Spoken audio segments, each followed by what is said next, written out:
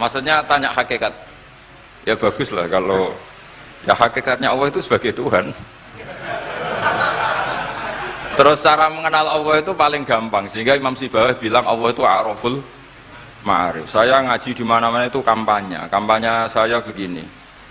Karena saya pernah diparani orang yang sejenis jenengan. Cuma lebih apa ya? Lebih fasik lah kira-kira gitu. Karena nggak santri sama sekali. Yang datang ke saya itu nggak santri sama sekali. Dia datang begini, Pak Mbak, saya mau Islam serius asal Anda bisa menjelaskan Tuhan itu siapa. Jadi nggak ada sopan-sopannya dia tanya. Terus saya jawab gini.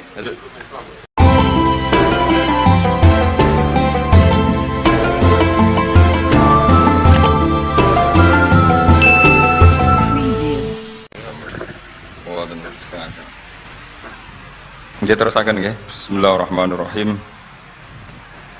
Qala Muhammad bin Husain, I'lam rahimana wa iyyaka anna nabiyya sallallahu alaihi wasallam qad a'lamaka ikum rohno sapa mirsakno sapa nabi ka ing sira fi adal hadis ing dalam ikhlas hadis anna Jibril saat temene malaikat Jibril alaihi salam inna ma sa'alan nabiyya sallallahu alaihi wasallam bi hadrati ashabi ana ing ngarepe sahabate para nabi.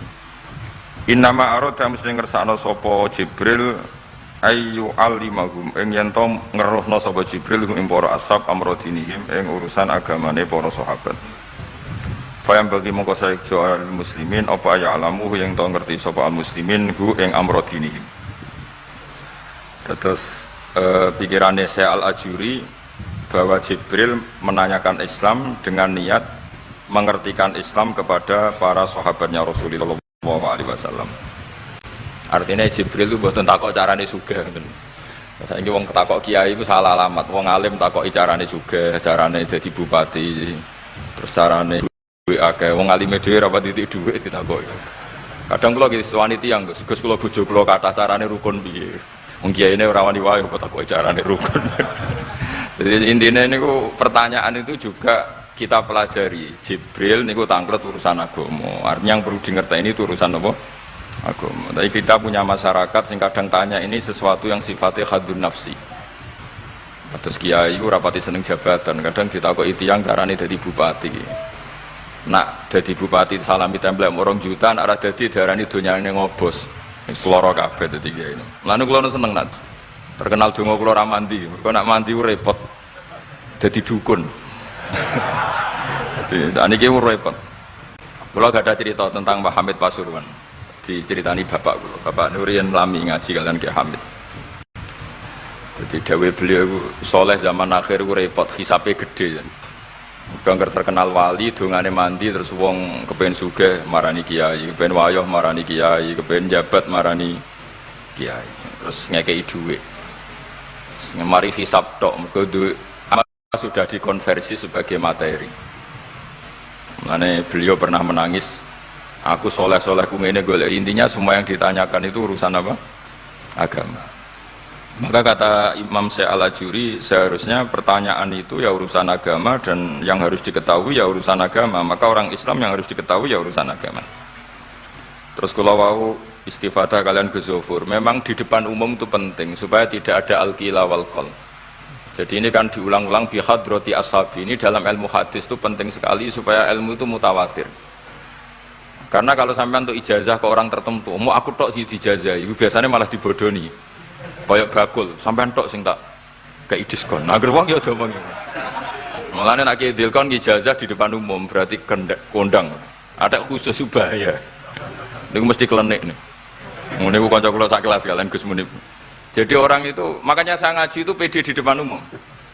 Karena kalau salah ya dibenarkan Gus Zofur, kalau benar juga ganjarannya akeh. Tapi nak ngaji mbek wong loro dhewean iku terus kok cocokan. Nak salah aja kodo-kodo ya kan. Jadi memang ilmu itu suka yang mutawatir saya, karena validitasnya jelas. Makanya dulu itu dikaji hadis kok enggak mutawatir itu enggak mutu. Paling firud batil ulia tentu yang apa? Mutawatir. Dikatakan bi hadrati ashabi, atau ketika Nabi khutbah. Apalagi pidato Nabi di hajatil apa? Wada. Sehingga hadis ahadi itu banyak yang masalah. Karena satu ada subjektivitas rawi, kalaupun soha itu ada subjektivitas rawi.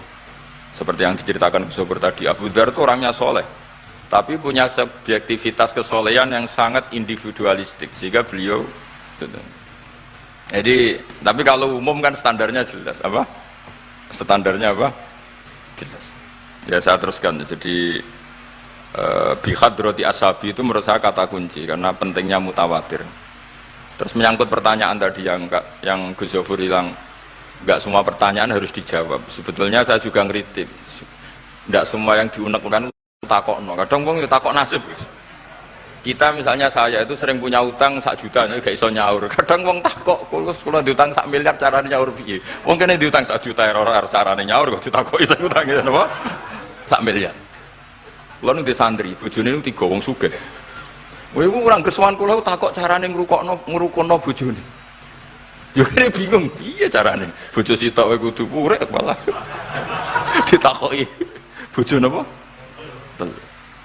Nah ternyata santri itu terinspirasi oleh cerita-cerita. Syaratnya wali itu kudu di bojo cerewet. Nak sitok cerewet wali apa meneh nak telu, dia cara berpikir begitu. Nah, itu yang bojo pertama itu ngancam nak masih sah dengan istri kedua ketiga mau bunuh diri. Terus dene nate nyuwun sewu melafatkan tolak. Terus takok teng kula. Niku termasuk mukroh napa mboten Gus? Karena saya melafatkan itu dipaksa diancam bojo pertama mau nopo? Lah iku nang fikih kan hanya ada syartul ikrah itu mukrih harus mampu mewujudkan mahaddadahu. Kena arah megat tak pateni. Ini ndak kasusnya unik. Umumnya bab ikrah di fikih kan nak ora ke tak pateni ini ndak. Ini kasusnya beda. Nak ra mbok turuti aku mati. Itu kan bingung. Ya saya seduarian Gus Zofur ya jawab wallahu alam. Nunggu Jibril ya sudah akan datang gitu. Artinya gini ya, problem kita kekinian itu setiap masyarakat punya iskal atau punya grundel itu ditanyakan kiai. Padahal seharusnya tidak sesuatu yang harus apa ditanyakan. Misalnya gawane di bojo akeh mesti sumpek ngurmat wong wedok sitok sumpek kemene telu. Terus gawane wong duwe utang akeh ya sumpek. Hal-hal seperti itu kan lazim. Sebenarnya nggak perlu ditanyakan, biasa wae standar. Tapi kita ini sering menuntut orang lain menjadi solusi ya bagi orang itu. Makanya saya kalau ngajar di Jogja itu sering cerita begitu. Problem orang kota itu adalah kalau punya beban itu dibebankan ke negara atau ke kiai atau ke ustadz. Padahal beban ini sebagai hukuman karena kesalahannya apa? Sendiri. Saya masih ingat betul ketika kasus Aid. Mbah Mun itu orang yang sangat syafiq li ummati, sangat syafiq lah, sangat syafaqah pada umatnya. Ketika ada seorang dokter peneliti obat Aid, itu sangat tertantang, dia sangat obsesi bisa menyembuhkan Aid. Aid yang karena free sex ya, bukan karena ketularan. Saya ulang lagi, yang karena seks bebas, bukan karena ketularan. Itu tidak biasanya yai duko, baru pertama itu saya melihat yai itu agak duko. Terus beliau tidak jawab, tapi setelah dokter itu pulang ngendikan begini, pangeran itu kadang ngersano kabeh itu ono sanksine, cara bahasa modern ono sanksine. Ya tujuannya pangeran itu wong ben tobat ben balik nang Allah. Jadi ono wong uripe ngawur diutang, ya sanksine wong urip ngawur diutang ben uripe apik. Intinya Mbah Mun mau ngendikan kesalahan itu pantese ya ono sanksine ben wong tobat. Lah saiki kiai iku nak ditakoki ngono berusaha cari solusi sanksi iku, padahal Allah kepengen memberi sanksi. Enggak sampean misalnya zaman mondok ra sregep terus bareng saiki dadi kiai bingung terus kula kan dadi solusi Gus kayak donga laduni. Wong pangeran ngekeki sanksi kuwe zaman mondok ra sregep. Ben ora rasane isin maca kliru di depan umum. Malah yo ijazah napa? Laduni. Jadi itu pelajaran bagi saya menurut saya. Jadi kata Mbah Mun la'allahum yarji'un itu la'allahum yantahun yang di Quran itu satu kesalahan itu pasti Allah itu menghendaki ada apa? Sanksi. Tentu maksudnya Allah baik supaya tobat. Tapi sekarang sanksi itu mau dihilangkan. Kadang konsultannya itu kayak bojo kepengen minggat Sing lanang tak takoki kena apa? Mun lami Gus boten kula nafakoi. Ya aku yang mending normale iku minggat, iku wis terlambat bojomu kepen minggat saiki iku terlambat. Kudune wis wingi-wingi. Normale wong lanang ra tanggung jawab, pancen sanksine bojone minggat. Itu cara kula kiyaine memberi napa? Solusi. Tak takoki lah minggate ning diteng tiyang tuane. Berarti bojomu pinter. Wis ngerti sing lanang ra kena deloki melok wong tuane ya meniku. Dadi nah seperti itu menurut saya semua kiai itu harus kayak saya dalam bab itu. Tapi mereka cari donga, piye bojo iki ora dicukupilah seneng. Terus golek akeh pengasih, golek jimat. Akhirnya bangun nanti cerita, sing kula malih tak kenang sih. Akhirnya kiai ini nganti lali ya. Ana wong melarat yo ijazah kiai. Berhubung kiai ini ku isin muni ra iso dijazahi duha mek donga. Kiai ini ku lali nak dhewe fakir. Akhirnya yang minta ijazah itu ditimbali bangun. Rene tak ijazahi. Kowe yo ijazah duha mek sapa kiai iki. Lha kiai ku dhewe fakir kok jalu ijazah. Ya ijazah ya mbak aku sing wis sukses dadi kiai sugih. Artinya apa? Bener ceritane Gus Zofur, gara-gara setiap pertanyaan niku memaksakan bisa jawab. Wis koyo ning pondok lho, wis karuan dene dhewe Joko Tuwa. Lho kok ngeke ijazah mahabbah. Dhewe ning pondok ganti Joko Tuwa. Itu di pondok mana-mana Gus, itu ada ijazah laduni. Padahal sing ijazah iku ya tau ra munggah. Sekolahnya ora tau munggah. Ngono dicalon ijazah laduni yo. Coba di pondok-pondok beredar gak ijazah ketemu Nabi Khidir? Beredar. Padahal yang ijazah juga gak pernah. Nah itu karena yang diceritakan Gus tadi, memaksakan bisa. Jadi karuan dekne dhewe ra iso ya santai wae. Nah, aku pengen ngipi ketemu Rasulullah itu beredar gak ijazah itu? Mungkin Pak Del kan yang pernah mengijazahkan itu. Tapi ora tahu. Sampai tahu ijazah niku Pak Zakaria? Oh, jadi ya ijazah itu terus ya. Karena jubir Torekoh nih. Jadi intinya kalau tidak bisa ya bilang saja tidak bisa. Sampai apa jangan kita lupa tadi ya. Sampai lupa daratan tadi karena problem negara kita termasuk itu. Semua intelektual, semua pakar kalau ditanya problem negara itu semuanya jawab. Akhirnya kan gaduh. Semuanya punya rumus, semuanya punya versi. Akhirnya gaduh. Misalnya pemerataan Indonesia rumusnya gimana? Yang satu bilang, wah ibu kotanya dipindah. Yang satu bilang, harus ada sentralisasi di Jawa supaya ada kualitas A, ada kampus terbaik, ulama terbaik. Kalau diratakan nanti kemampuannya rata itu justru tidak bagus. Yang ketiga enggak, wah kualitas demokrasinya dijaga. Yang satu enggak, demokrasi tanpa ekonomi tidak bisa. Sehari santri ya sedunia rasa pikir besok mati ben. Nah itu kan karena memaksakan jawab akhirnya ada kegaduhan. Zaman tabiin yang masih ada sahabat banyak. Sebetulnya bukan zaman tabiin banget karena zaman itu masih banyak apa? Sahabat. Itu mereka cara berpikir sudah semua ahlun nar itu redaksi di Quran tuh khalidina fiha, sehingga zaman tabiin sudah banyak yang berpikir nggak ada kemungkinan orang sing yukhrajuna minan nar. Sehingga terus ada kafilah itu, ada delegasi, ayo kita ke Medina, semoga kita ketemu sebagian ashabu Rasulillah. Sehingga cerita akhirnya ketemu beberapa sahabat. Di situ diceritakan ada Jabir, ada beberapa lah yang sahabat sepuh bahkan. Nah terus si Jabir ini, sahabat Jabir ini cerita kalau itu memang ada di syafaati Rasulillah Shallallahu Alaihi Wasallam. Tapi satu kontingen ini yang tetap berpikiran tidak ada syafaat itu banyak. Alasannya semua cerita tentang ahlun nar adalah khalidina fiha. Ketika Jabir masih hidup itu ya sempat terjadi debat. Loh itu yang khalidina fiha itu amma ahlun nar alladzina hum ahluha. Memang dia berhabitat neraka, memang alamatnya neraka. Kalau sehingga ini menjadi khas. Meskipun khas ini iskal, kita akan iskal karena itu di Quran tidak ada. Tidak ada maksudnya nggak ada secara sorry yang menerangkan ada kaumin sing yukhrajuna minan nar. Makanya Syekh Al-Ajuri ngendikan ciri khas ahli sunnah adalah mengimani adanya kaum sing yukhrajuna minan nar. Karena itu zaman tabiin sudah ada polemik. Tapi tentu kita yang mengimani itu. Tapi kalau ada yang tanya di semua Quran kalau masuk neraka itu khalidina fiha itu dijawab apa? Amma ahlun nar alladzina hum ahluha. Memang dia spesifik ahli neraka, memang dia berpenduduk neraka. Alamatnya neraka, KTP-nya neraka, kakane neraka. Kalau kita ini ndak, KTP kita surga, mbah-mbah kita ahli surga. Karena alamat kita sebenarnya kan surga. Nabi Adam itu kan surga alamat. Makanya saya ngaji di mana-mana itu betapa baiknya agama ini. Karena kunci surga kita sudah dikasih tahu miftahul jannah. Nah, sementara kita tidak tahu kuncinya neraka. Jadi kena mlebu neraka kebangetan lho. Wong ora roh kuncine kok mlebu. Tapi jare kancaku, wah gak ono pintune Gus, langsung blusek. Ini problemnya itu. Tapi nek sampean mlebu neraka kebangetan. Karena yang kita punya kuncinya itu surga, kita tidak punya kunci neraka. Ono sing dikunci neraka, mboten to? Nah, harusnya kita nggak bisa masuk neraka karena nggak punya kuncinya.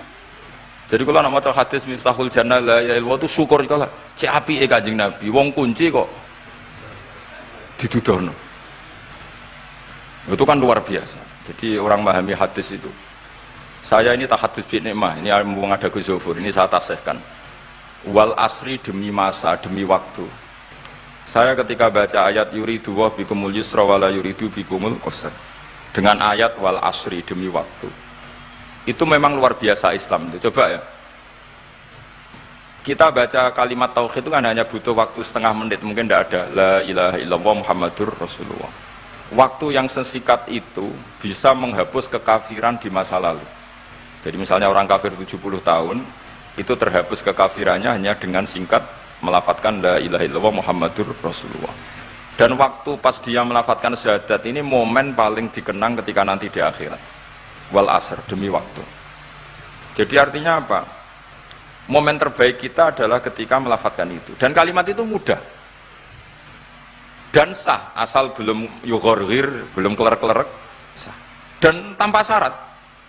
Misalnya sholat tidak butuh suci, butuh nutupi aurat, butuh melakukan rukun dan syarat. Syahadat enggak. Lau ta'alaffadhu kafirun biyadi syahadah, mesti apa? Sohat hadi syahadah. Padahal kafir, urung adus, ijek cerita ya betapa agama ini mudah. Ya kan, kalimat yang bisa menghilangkan kekafiran, kemudian tidak banyak syarat. Coba kalau kamu mau sholat, syaratnya kan macam-macam. Mau zakat, ulama Islam. Ya, terus kita harus menghindari perilaku tertentu. Yang perilaku itu zaman Nabi sudah sangat diperingatkan. Misalnya yang masyhur itu Khawarij lah. Khawarij itu kelompok yang sangat soleh secara zahir, yes, ibadahnya kata Rasulullah laisa siyamukum kasiyamihim wa qiyamukum kami qiyamihim. Jadi puasa kamu sahabat enggak sehebat puasanya orang apa? Khawarij. Ibadah kamu tidak sebanding ibadahnya Khawarij, tapi mereka sangat biadab. Ya murukuna minaddin murukosahmi minar ramiyah yaqra'unal Qur'an la yujawizu hana jiro. Dan diantara kesolehan yang berlebihan ini kata Nabi apa?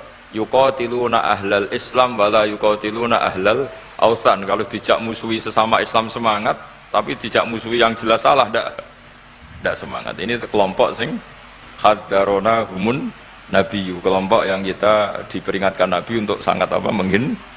Menghindari. Karena logikanya jelas ya. Orang yang kafir saja inginnya Nabi menjadi muslim dengan diajarkan syahadat. Tapi ini orang yang sudah muslim, seleranya Khawarij, dikeluarkan dari Islam. Tahlilan kafir, kuburan kafir, nyekelake kafir. Apa saja menjadi kafir. Ini pertanyaannya kan, inginnya seorang Nabi itu kan tentu dari kafir menjadi muslim. Ini yang sudah Islam menjadi kafir. Maka cerita-cerita di beberapa ulama, ini kenangan saya ngaji di sini. Ini sekaligus cerita penutup. Ada orang ekstremis ketemu Islam alim. Terus ketika melihat ahlul ma'asi itu maksiat, ahlul ma'asi ketika maksiat, sedang maksiat. Sebaiknya orang-orang Islam seperti itu mau saya bunuh, mau saya bom.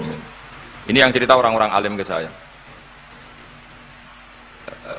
Terus kata si orang alim tadi, lau annahum matu, kalau mereka benar-benar mati khinal maksiyah itu aina masiruhum, lalu mereka kemana? Si yang keras tadi bilang ilanar, karena mereka mati apa khinal maksiyah. Terus jawabnya yang alim tadi, dzalika muradan nabi, apa umat Islam mati kemudian min ahlin nar itu yang dikehendaki Nabi? Untungnya yang si ekstremis tadi agak alim. Ya ndak, Nabi inginnya umatnya itu ya mati tidak masuk neraka. Ya sudah, jangan bunuh sekarang, kasih kesempatan apa? Tobat. Untungnya si yang ekstrim ini termasuk min ahli ilm, dia nerima konsep itu, nerima. Itu jadi pelajaran dialog kealiman. Dan kita menjadi moderat bukan karena liberal atau sekuler. Memang kita baca hadis-hadis misalnya inna wuha yabsutu yadahu billail yatuba musiun nahar wa yabsutu yadahu bin nahar yatuba musiul lail. Allah yang Tuhan saja inginnya itu menunggu tobatnya mereka, bukan mengakhiri mereka dalam keadaan tidak tobat. Jadi ini supaya jadi paham, menjadi khas kita. Ya Allah yang Tuhan saja inginnya kan menunggu tobatnya mereka, bukan malah tobat itu kita hentikan ya dengan dibunuh ketika maksiat. Itu artinya kan kita tidak memberi kesempatan tobat.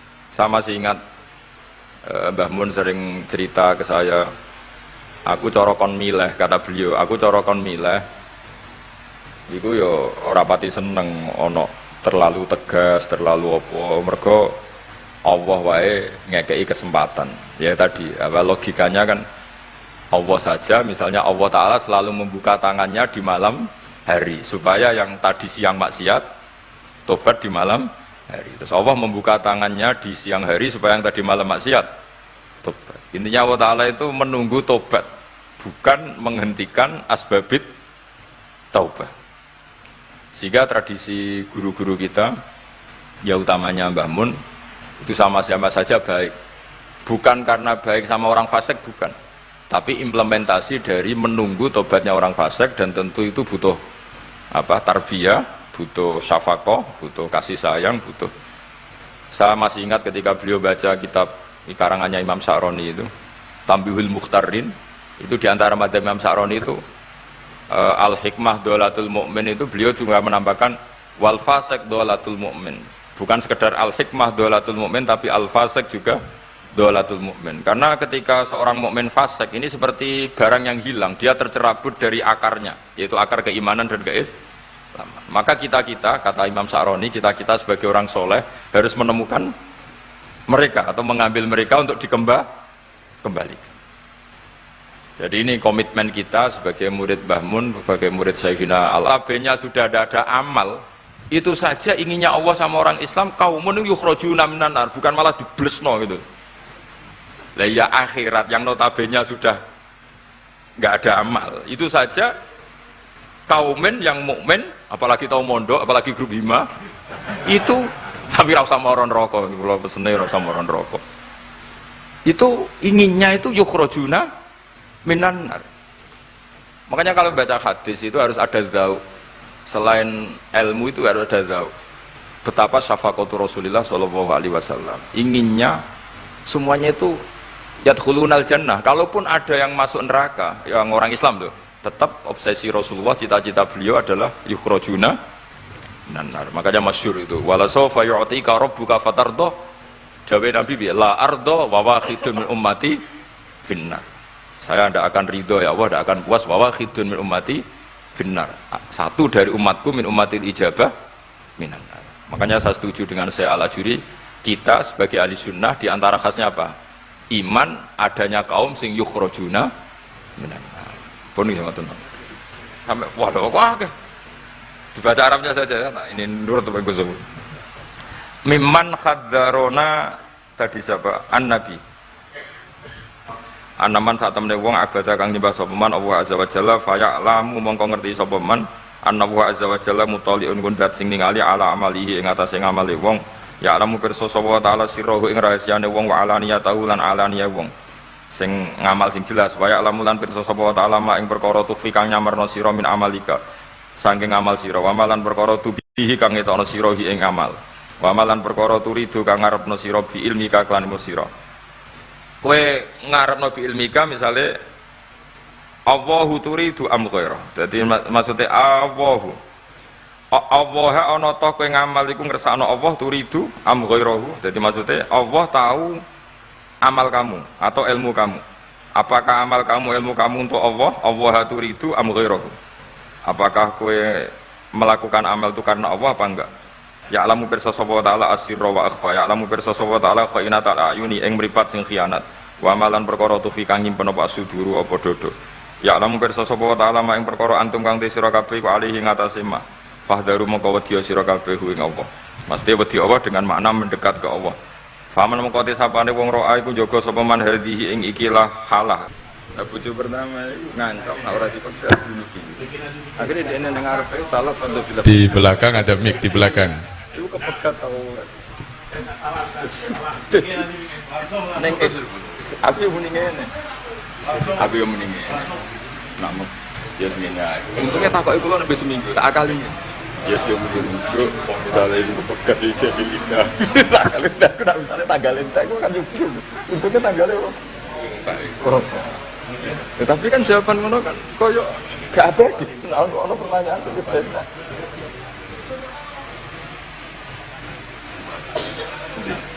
untuk buka dulu. Sing ketemu-temutan iki. Betul. Kosok dulu. Napa? Hati. Di ketemu-temutan. Iki. Bismillahirrahmanirrahim. Assalamualaikum warahmatullahi wabarakatuh. Bagi para hakim ya KHI itu kompilasi hukum Islam. Ya sementara yang dipakai ya KHI itu yang dipakai oleh pedoman untuk memutuskan yang diajukan ke napa jenenge di mahkamah-mahkamah yang berurusan dengan terutama pernikahan. Apakah karena kan khilafnya fikih kan akeh. Khilaf napa jenenge fikih niku kathah. Nah, kula nggih mboten ngertos niku KHI niku. Yang saya tahu ya pokoknya KHI itu nggih niku. Napa jenenge sudah pilihan-pilihan di antara ulama dijadikan pedoman bagi para hakim. Karena itulah ya kadang-kadang nyun sewu hakim-hakim itu yang dipelajari ya KHI. Ora pati ngerti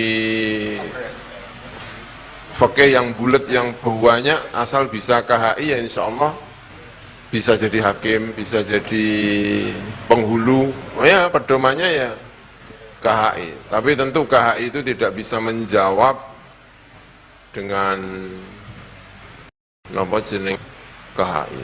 Saya kira ya kalau masalah-masalah itu tadi yang saya pahami karena tadi kurang begitu mendengar pertanyaan-pertanyaan itu. Jadi tetap bagaimanapun butuh jawaban, butuh pengetahuan tentang fikih sunnahnya, fikih Al-Quran juga butuh. Kemudian aqwalu al-ulama itu juga dibutuhkan. Dan tentu untuk kasus-kasus di Indonesia, terutama untuk memutuskan banyak hal kasus di Indonesia, sangat membutuhkan KHI, karena itu yang secara resmi kayaknya dipakai di Indonesia, kompilasi hukum Islam. Ya. Walaupun tentu tidak semua ulama Indonesia menyetujui KHI, ya, karena ya KHI itu sudah pilihan-pilihan dari berbagai madhab dan di Indonesia masih butuh madhabnya itu bisa macam-macam ya, kadang-kadang nek ora dikai Syafi'i ora gelem dan lain sebagainya itu ya problem dalam kasus per kasus. Saya kira itu. Oke, terima kasih ya. Terima kasih. Barangkali masih ada penanya kedua, kami persilakan. Terakhir. Ya betul bagus. Assalamualaikum warahmatullahi wabarakatuh. Badhe tanglet kalih Gus Baha. Terose kan jenderale ilmu niku tauhid. Pertanyaan kula, hakikate Gusti Allah niku sinten? Hakikate Adam niku sinten? Hakikate Muhammad niku sinten? Terima kasih. Wassalamualaikum warahmatullahi wabarakatuh. Wah, keren. Santri Ndiren, Gus. Iya, bagus lah.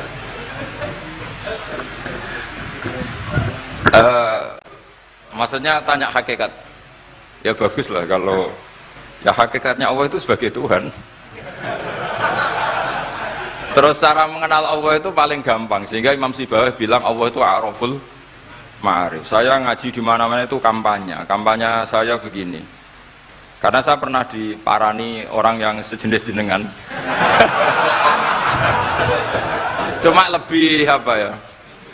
Lebih fasik lah kira-kira gitu. Karena nggak santri sama sekali. Yang datang ke saya itu nggak santri sama sekali. Dia datang begini, Pak Mbak, saya mau Islam serius asal Anda bisa menjelaskan Tuhan itu siapa. Jadi nggak ada sopan-sopannya, dia tanya. Terus saya jawab gini, ya aku aja kacau. Terus saya bilang, kamu peneliti, ya saya peneliti. Kamu orang pinter, ya saya orang pinter. Dia punya gelar. Ya kira-kira gini, kalau gelas ini saya banting, terus pecah, kamu bilang apa? Ya karena sebabnya dibanting, ya sudah. Kira-kira alam raya ini kan kadung berstatus maujudat. Kira-kira logis enggak kalau hadil maujudat khalaqahal adam, ini maujudat diciptakan ketiadaan. Final adam la yu'athiru syai'an. Tentu sesuatu yang enggak ada itu la yu'athiru syai'an. Di mana-mana sing yu'athiru yang bisa menciptakan atau membekasi itu adalah al-wujud.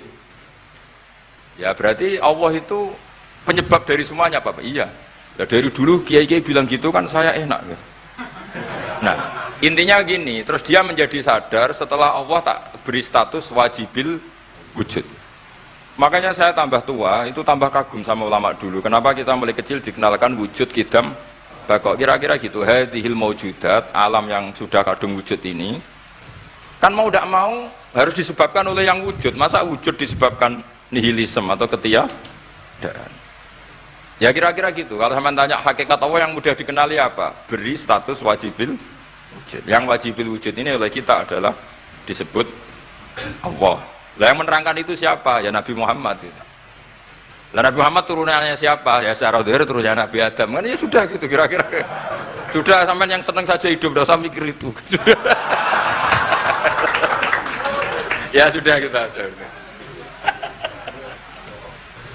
Kalau nggak diterangkan secara zahir, nanti orang Habib itu menurut Muhammad kobra. Terima kasih kami sampaikan, meskipun sebenarnya kita masih haus mendengarkan petua-petua beliau, tetapi mengingat waktu yang sudah cukup malam, kami tutupkan sampai di sini. Tetapi sebelum kita tutup dengan bacaan doa, kami mohonkan kepada saudara Ulil Albab untuk memimpin bersama-sama membaca qasidah Sa'duna Fid Dunya. Kepada sahabat rekan Ulil Albab kami persilahkan.